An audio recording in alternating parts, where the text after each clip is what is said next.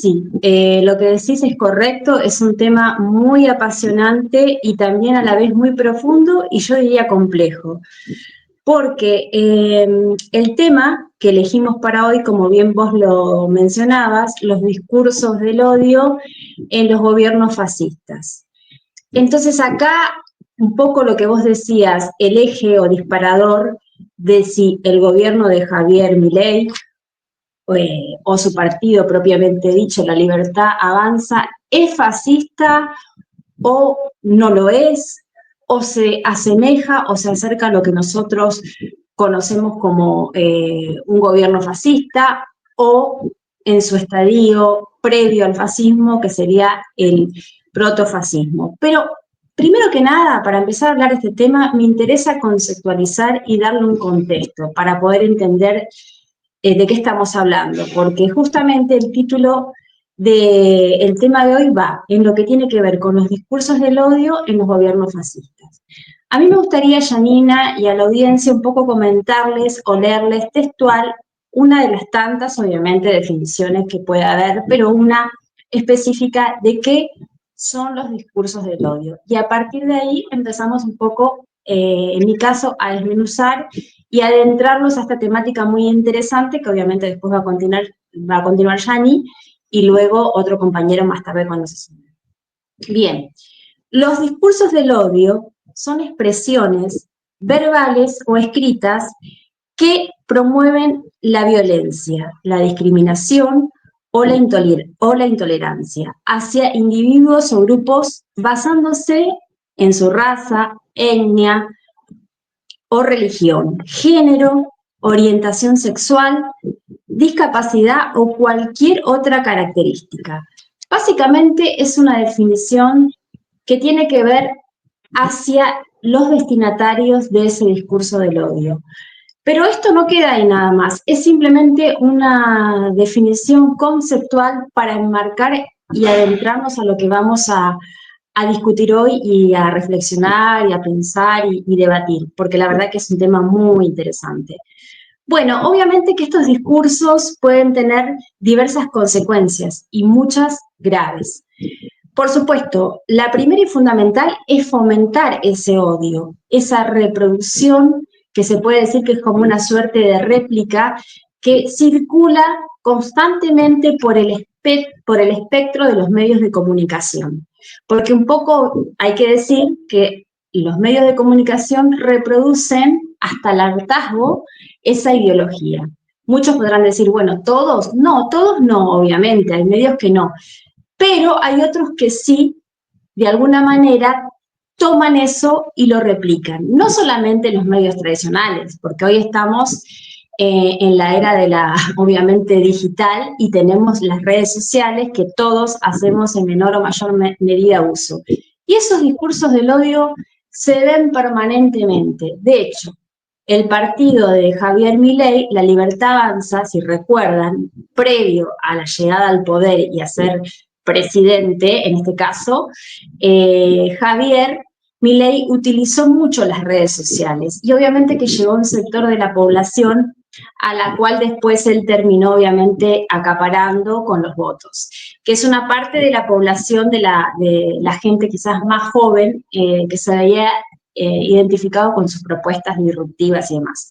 Pero volviendo a la tipología y caracterización, para no irme del tema, de los discursos del odio. Ya dijimos la primera, que una de las características es fomentar el odio y la violencia. Luego tenemos la creación de ciertos estereotipos o prejuicios, que son justamente, anteriormente lo que estaba diciendo, de aquellos grupos a los cuales los gobiernos que expresan esta ideología o esto, de alguna manera, estos discursos del odio, intentan perseguir o estigmatizar y demás. Otra característica, obviamente, marginar y excluir a ciertos grupos. Nosotros, como recién decía Janina, recientemente asistimos el sábado pasado a lo que fue la gran marcha que tenía que ver con la colectividad LGBTIQ+, y por supuesto antifascista. Esto vino a partir de, como ya todos saben, y los que no los pongo en, digamos, en conocimiento, tiene que ver con las declaraciones que hizo el presidente en la cumbre de Davos, en el Foro Económico Mundial, en el cual él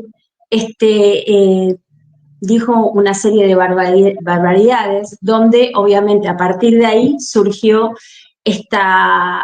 obviamente hubo una reunión previa en Parque Lezama, que fue la verdad que fue sorprendente cómo la gente se autoconvocó, y a partir de ahí después vino lo que fue la marcha que ya todos conocemos y que fue multitudinaria. Eso vino a partir de estos discursos del odio, del cual yo empecé a hablar y que hice como una definición para entrar en el tema.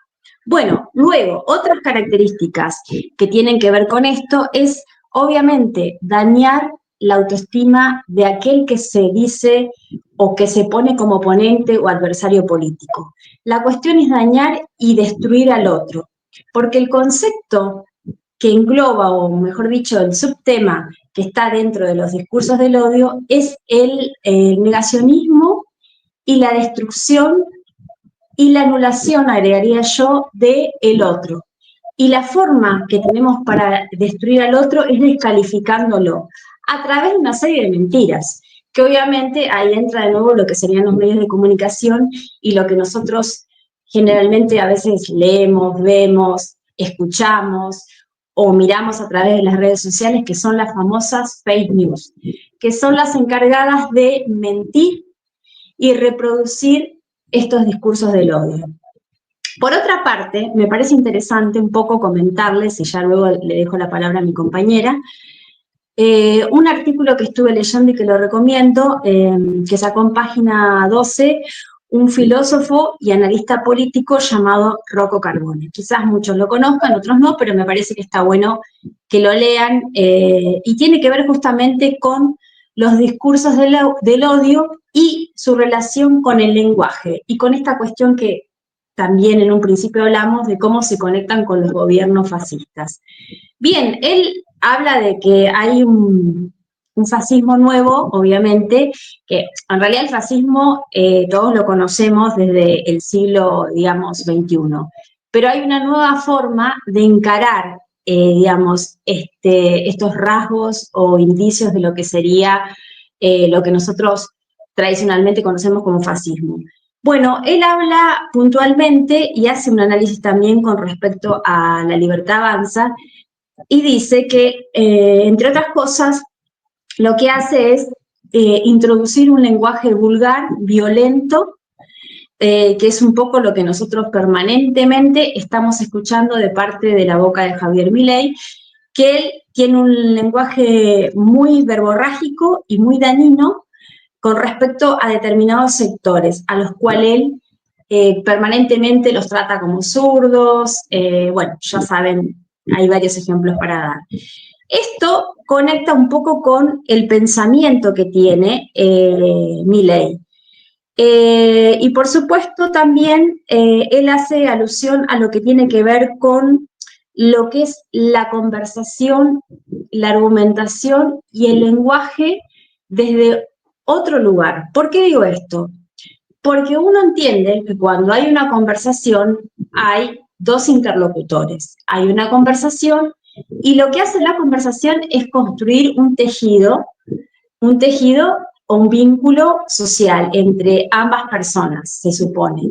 Entonces, esto tiene que ver un poco con lo que sería la cuestión de crear comunidad. Eso es lo que hace una conversación sana. Entonces, él hace como una distinción entre lo que es eso y lo que sería el lenguaje dentro de los discursos del odio en un gobierno como el que propone Javier Milei, su partido La Libertad Avanza, donde justamente él asocia al lenguaje y lo reduce, dice él, a lo que tiene que ver con un contenido y una narrativa, lo menciona así textual, economicista. ¿Qué quiere decir esto?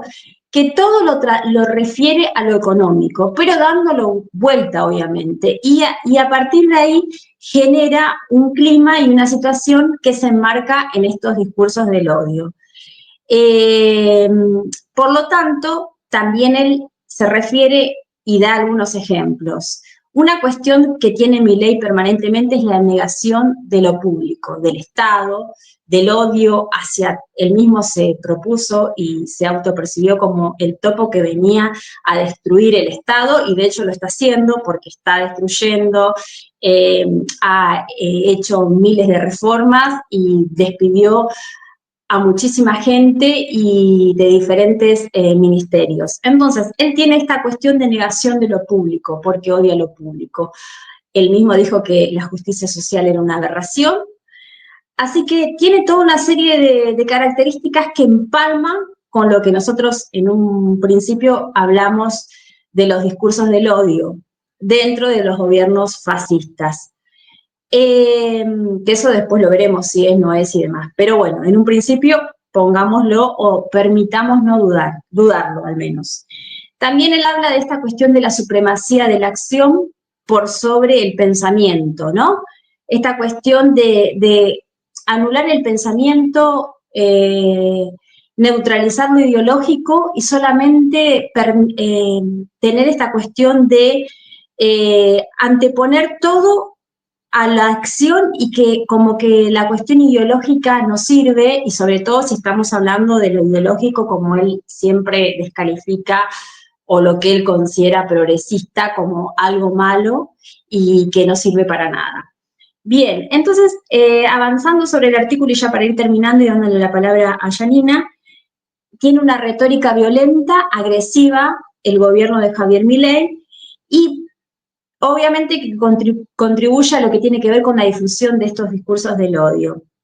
Y por otra parte, bueno, obviamente que también acá me centro, y ya por último, lo que voy a decir en este momento, lo que tiene que ver más bien con una cuestión descalificante, el argumento hacia el rival, en este caso el adversario político, que no lo toma como un adversario político que nosotros tradicionalmente conocíamos, sino que él reduce al otro como a la nada misma. Es decir, él descalifica, estigmatiza y hay una suerte de demonización del que piensa distinto a mí. O estás conmigo o estás del otro lado. Es como casi un lenguaje de guerra, me permitiría decir yo. Y bueno, todo esto está marcado en este tema que me parece que es apasionante, vuelvo a decirlo. Y ahora sí, le doy la palabra a mi compañera. Gracias.